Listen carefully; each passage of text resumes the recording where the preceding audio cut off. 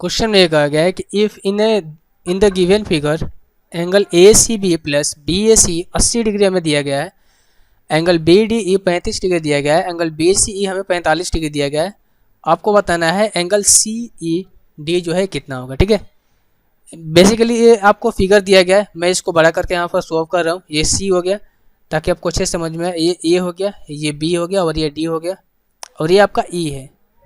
और यही हमसे पूछा गया कि ये एंगल कितना होगा। ठीक है, तो ये एंगल क्या होता है, इस एंगल का और इस एंगल का और इस एंगल का सम के बराबर होता है, या फिर ये कहें इस एंगल का और इस एंगल का सम को जोड़कर 360 में से माइनस करेंगे तो ये एंगल आपका निकल कर आ जाएगा। ठीक है, अब हमें दिया क्या गया है, ए सी बी यानी कि ये एंगल जो मैं यहाँ से मार्क कर रहा हूँ, ये एंगल, और बी ए सी यानी कि ये एंगल, इनका हमें सम दिया गया है। कितना दिया गया है, 80 डिग्री दिया गया है। ठीक है, सम दिया गया है कितना, 80 डिग्री दिया गया है। और बी डी कितना दिया गया है, यानी कि ये एंगल आपको मैं यहाँ से इसका मार्क कर रहा हूँ, ये एंगल हमें कितना दिया गया है, 35 डिग्री दिया गया है।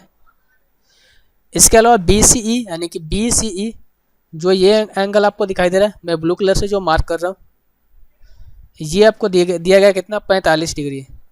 अब ये एंगल आपको फाइंड करना है ना, ये एंगल कैसे फाइंड करेंगे। देखो, अगर मैं ट्रायंगल ए बी और सी में कहूँ या फिर ए सी बी में कहूँ, तो ये एंगल क्या होगा, इन दोनों का एक्सटीरियर एंगल है। इस ट्रायंगल का मैं आपसे ये बोलूँ कि अगर मैं ए सी बी में कहूँ तो जो ये एंगल है जो मैं यहाँ से मार्क कर रहा हूँ अभी, ये क्या है, एक्सटीरियर एंगल है।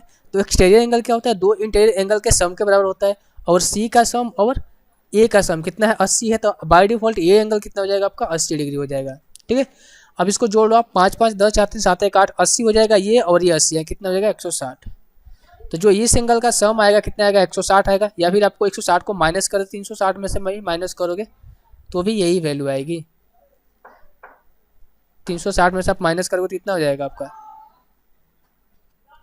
ये आएगा आपका कितना, 200। चूंकि ये क्या है कि रिफ्लेक्टेड एंगल है, तो रिफ्लेक्टेड एंगल है तो अगेन हमें क्या करना पड़ेगा, 360 में से 200 को माइनस करना पड़ेगा, तो भी यही वैल्यू आएगी 160। तो दोनों तरीका है आप इस एंगल को निकालने के लिए। आई होप ये क्वेश्चन आपको समझ में आ गया होगा।